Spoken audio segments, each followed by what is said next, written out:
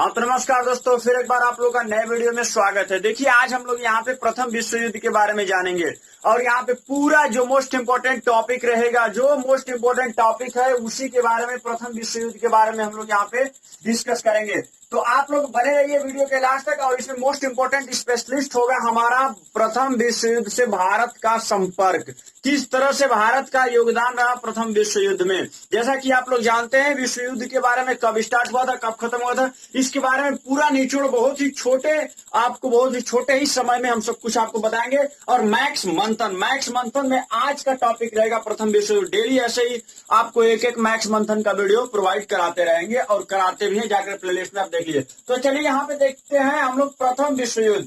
प्रथम विश्व युद्ध का योगदान सबसे पहले आप जो जानते हैं कैसे हुआ था। सब पहला जो टॉपिक हमारा ये कि प्रथम विश्व युद्ध जो कैसे हुआ था, द्वितीय विश्व युद्ध कैसे हुआ, और इसके बाद क्यों नहीं तृतीय विश्व युद्ध अभी तक हुआ, और इतना कम ही समय में प्रथम विश्व युद्ध के बाद द्वितीय विश्व युद्ध हो गया था। इसका बहुत से रीजन हम लोग पूरा यहाँ पे देखेंगे 2-3 पार्ट में।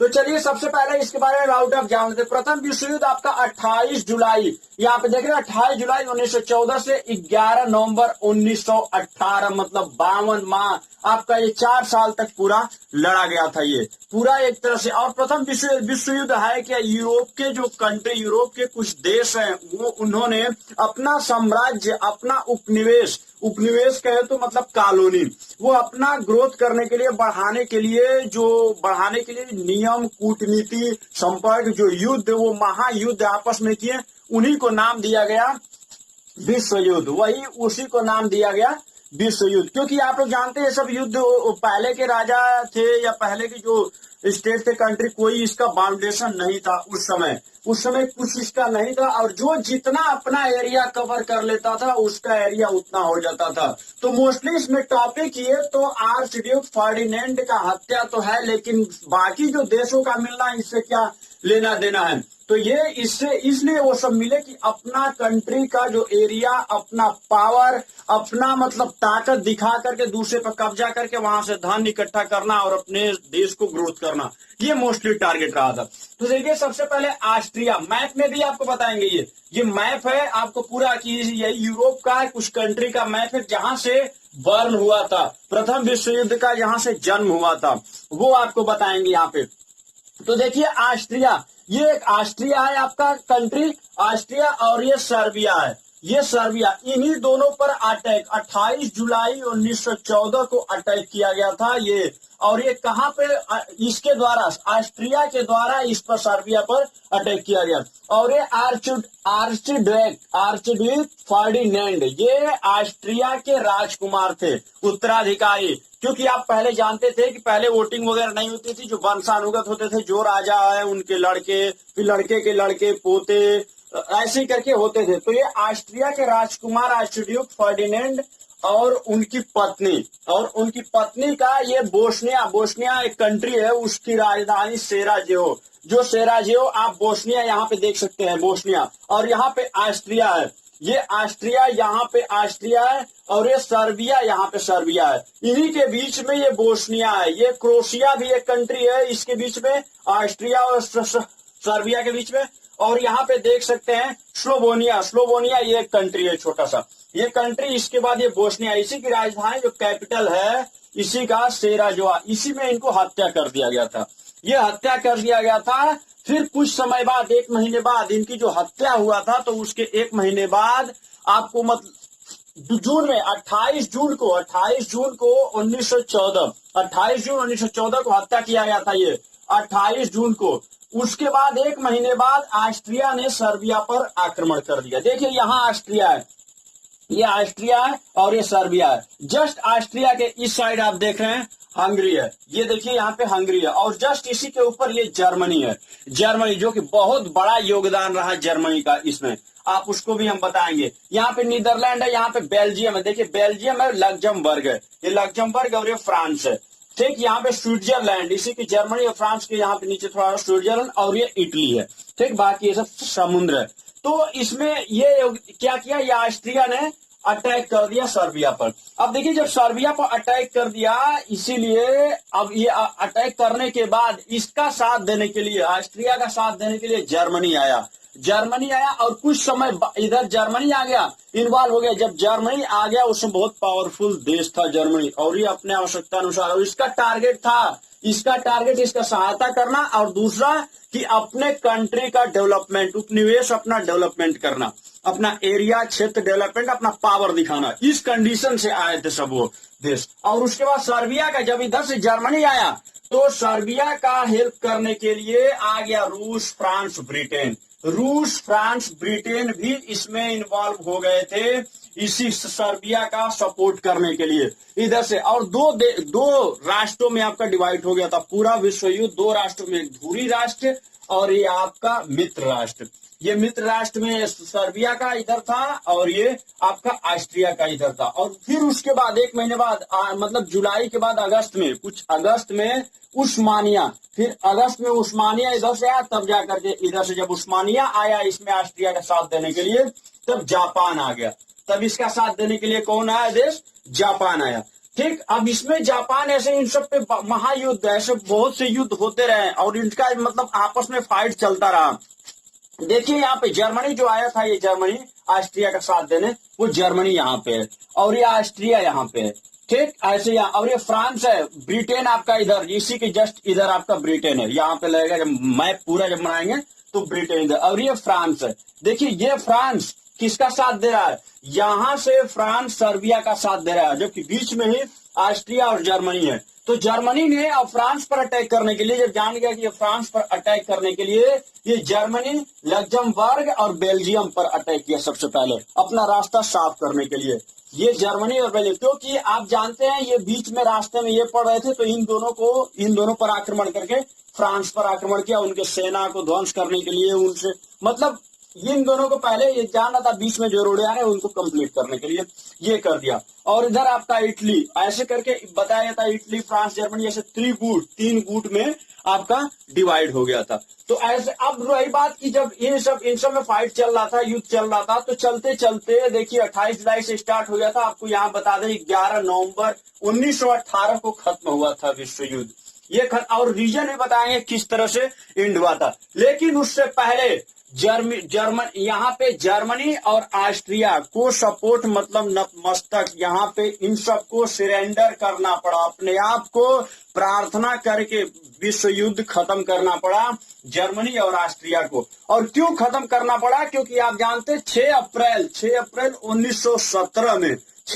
1917 में अमेरिका ने इन्वॉल्व हो गया था, क्योंकि लुसिटिनिया नामक जहाज इंग्लैंड की थी, और ये क्या कर रहा था, जर्मनी क्या कर रहा था, अपने यू बोट से सबको डुबो रहा था, समुद्र में सबको डुबो रहा था। उसी समय इंग्लैंड की एक जहाज लुसिटिनिया को भी डुबो दिया और उसमें 1153 लोग मारे गए, जिसमें से अमेरिका के 128 थे। यही वाला 128 व्यक्ति की जो मृत्यु हुई थी, तो यही अमेरिका ने इसमें इन्वॉल्व हो गया विश्व युद्ध। ये विश्व युद्ध, प्रथम विश्व युद्ध में अमेरिका इन्वॉल्व हो गया। जब अमेरिका इन्वॉल्व हुआ तो अमेरिका इन्वॉल्व हुआ कब हुआ था? 17 में, 6 अप्रैल 1917। और आप जान रहे कब खत्म हुआ था आपका विश्व युद्ध? 11 नवंबर 1918।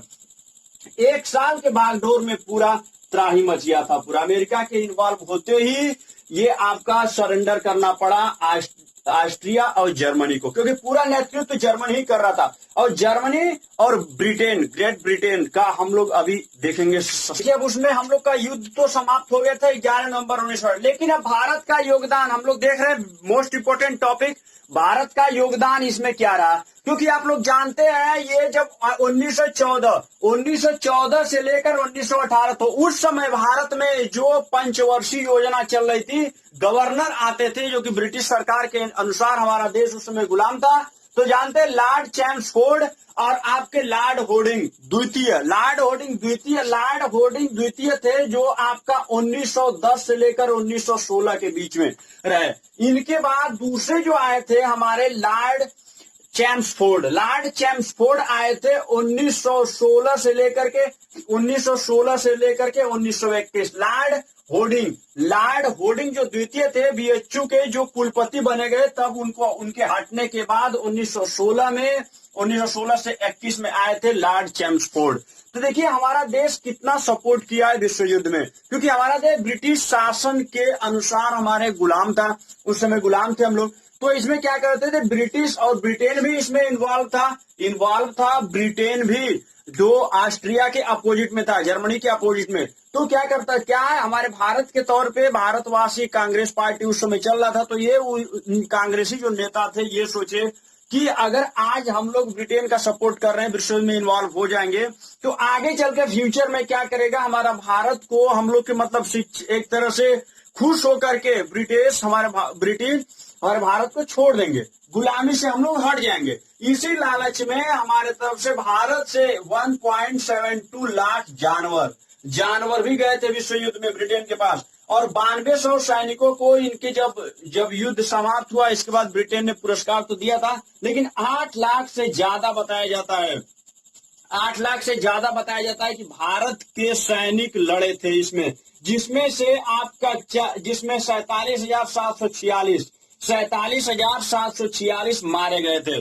बाकी इसमें आपके घायल भी थे, 65,000 के अकॉर्डिंग तो घायल थे, 65,000 बताया जाता है इसमें कि घायल थे इसमें हमारे जो सैनिक थे। और दूसरी बात इसमें क्या, एक ही लालच थी हमारे गवर्नमेंट के, जो कांग्रेस के जो नेता थे बड़े बड़े, इनको ये सब क्या फुसलाने लगे, ये ब्रिटिश जो गवर्नर थे ये सब फुसलाने लगे, उसमें फुसला करके सब भेजने लगे, जबकि वहां पर भी इन सबसे अलग व्यवहार किया जाता था। हमारे जो सैनिक थे वहां पर जाने के बाद लड़ाई में भी इनको रहने खाने का अलग व्यवहार किया जाता था, अलग तरीके से एक तरह से रखा जाता था, उन लोगों से निम्न। लेकिन एक ही इच्छा थी, एक ही लालसा था इधर के बड़े बड़े नेता का, इस सबका। हमारे गांधी जी भी इसमें सपोर्ट किए भेजने के लिए, वो भी भेजे, लेकिन एक ही से चाहिए कि हमारा देश आजाद हो जाएगा। लेकिन हमें मिला क्या उसमें, 1919 बहुत बड़ा एक तरह से दर्दनाक घटना घटी। रॉलेट एक्ट, युद्ध के बाद रॉलेट एक्ट लगा दिया गया,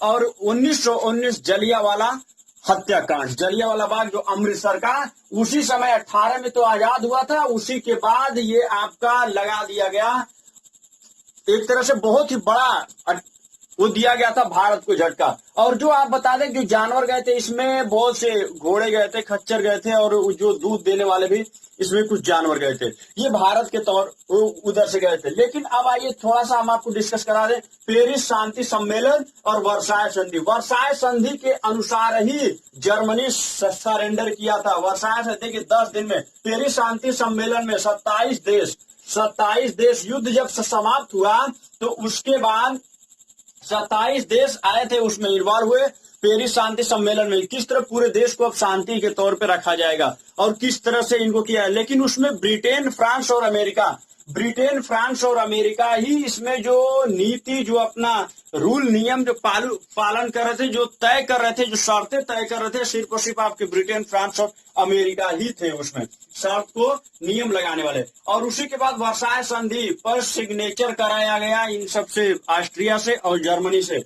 वर्साय संधि में अपने तरह से जो मनमानी लगाए, क्योंकि उस समय ये लोग अपने आप को सरेंडर बोल ही दिए थे, तो ये सब देश ब्रिटेन, फ्रांस, अमेरिका, ये सब अपने तरह से जो रूल, इसमें से बहुत से रूल लगाए कि ये अपना सेना को ग्रोथ नहीं कर पाएंगे, सेना 1 लाख से ज्यादा अपने नहीं रख पाएंगे। और ये ब्रिटेन, फ्रांस, अमेरिका ये लोग रखे थे, मतलब अपनी सेना वहां पे रखे थे ताकि ये जर्मनी अब किसी दूसरे पर अटैक न कर पाए, हम लोग पर ही न अटैक कर पाए। ये इनके कुछ जमीन को कब्जा कर लिए थे, वहां के जो बंदरगाह था उस पर भी कब्जा कर लिए, बहुत से तरह नियम शर्त था। नहीं इसमें वर्साय संधि में नहीं सिग्नेचर कर रहे थे जर्मनी, लेकिन फिर भी इस पर प्रेशर किया गया कि फिर से अटैक किया जाएगा दोबारा, तब जाकर के ये किया। और उसी के बताया जाता है यही द्वितीय विश्व युद्ध, यही वाला जो बार बार उठते, किसी को ज्यादा टॉर्चर करोगे ना तो एक न एक दिन वो अपने आप को खुल जाएगा। तो यही करने के बाद द्वितीय विश्व युद्ध आपके सामने आएगा। देखिए आप लोग मतलब ज्यादा ऐसी नहीं है, कुछ पंखा वगैरह नहीं है, बहुत ही गरीबी से आप लोगों को पढ़ा रहे हैं। चैनल को सब्सक्राइब, लाइक से जरूर कर दें, क्योंकि पसीना आप निकल गया तो दिख रहा है। तो चलिए ये वाला सिस्टम आपका था। 28 जून 1919 को वर्साय संधि लागू हुआ था, और इसमें जो भी रूल नियम था, और इसमें आपको भारत का देखिए, लेकिन लास्ट में क्या मिला, इसीलिए द्वितीय विश्व युद्ध में भारत ने एक भी तरह से सपोर्ट नहीं किया। और देखिए जब युद्ध हमारा खत्म हुआ था, जब युद्ध खत्म होता है तो 7400 सैनिक जो आपका दिल्ली का है, जो दिल्ली का इंडिया गेट जो दिल्ली का है, 7400 सैनिक में ब्रिटिश सरकार ने इसका नींव डाली थी 1921। इसका 1921 में इसका नींव डाली थी, और आपका जो कंप्लीट हुआ था 1931 में कंप्लीट हुआ था इंडिया गेट। और वो क्यों बनाया गया, वो शहीदों के लिए, जो शहीद हुए थे जाकर के विश्व युद्ध में, जो शहीद हुए थे हमारे इंडिया के सैनिक, उन्हीं के याद में दिल्ली का इंडिया गेट बना था। और इसमें 74 बताया जाता है कि इसमें नाम दर्ज है, उनके नाम भी दर्ज करके 3600 के अकॉर्डिंग उनके नाम वो बताया जाता है उसमें थे। और वीरता पुरस्कार 9200 सैनिकों को वीरता पुरस्कार दिया गया था। उसमें लड़ने के बाद 9200 सैनिक को वीरता पुरस्कार, वो बाद में क्या किए थे वो सब, वो खुश करने के लिए, भारत के नागरिकों को खुश करने के लिए ऐसा कुछ काम 2-3 कर दिए। लेकिन ये भी माना जाता है जर्मनी चाहता था कि इसमें विश्व युद्ध में शामिल न हो भारत, और लेकिन ब्रिटेन पूरा फुसला करके, इस तरह करके, जो भी अपना रूल नियम निकाल करके, राजाओं से संपर्क करके, नेताओं से बड़े बड़े संपर्क करके, यहाँ तक गांधी जी से भी संपर्क करके ये सब भेजते गए। और यही हमारा भारत का योगदान है, क्योंकि ये जानते हैं भारत हमारा एक भारत के लोग ऐसे होते हैं जो बहुत ही जल्द, दया और मर्सी इनको तो बहुत जल्दी आता है। तो ये सोच कर कि आज इनकी दया करेंगे तो इसके उपलक्ष्य हमें कुछ न कुछ देंगे, और कुछ देंगे कि हमें आजादी देंगे, लेकिन वो नहीं मिला, क्योंकि हमारे जलियांवाला बाग हत्याकांड और ये सब मिल गया ऑलरेडी। तो आज के लिए इतना ही। इसमें अगर कुछ आपको डाउट है तो पूछिए, और भी बहुत ज्यादा बोलेंगे तो बहुत ज्यादा आपको हम बता सकते हैं, और बहुत से ज्यादा एक्सप्लेन करके। लेकिन दूसरा वीडियो भी इसका अगर आप लोग चाहें तो कमेंट बॉक्स में टाइप करें, नहीं तो हम प्रथम विश्व युद्ध तो हो गया, द्वितीय विश्व युद्ध भी लेकर के आप लोगों के सामने बहुत जल्द आएंगे। और भी इससे कुछ जानकारी अगर चाह रहे हैं कमेंट बॉक्स में टाइप करके, चैनल को सब्सक्राइब, लाइक, शेयर करके पूरा फैला दीजिए। ये हमारा विश्व युद्ध से संबंधित है, और ये सब कुछ मोस्ट इंपोर्टेंट फैक्ट है, इसको आप राइट कर सकते हैं। तो आज के लिए इतना ही। तहे दिल से आप लोग का विनम्रता पूर्वक नमस्कार। फिर मिलते हैं अगले वीडियो में। ऐसे ही बने रहिए हमारे साथ, प्यार दुलार देने के लिए धन्यवाद।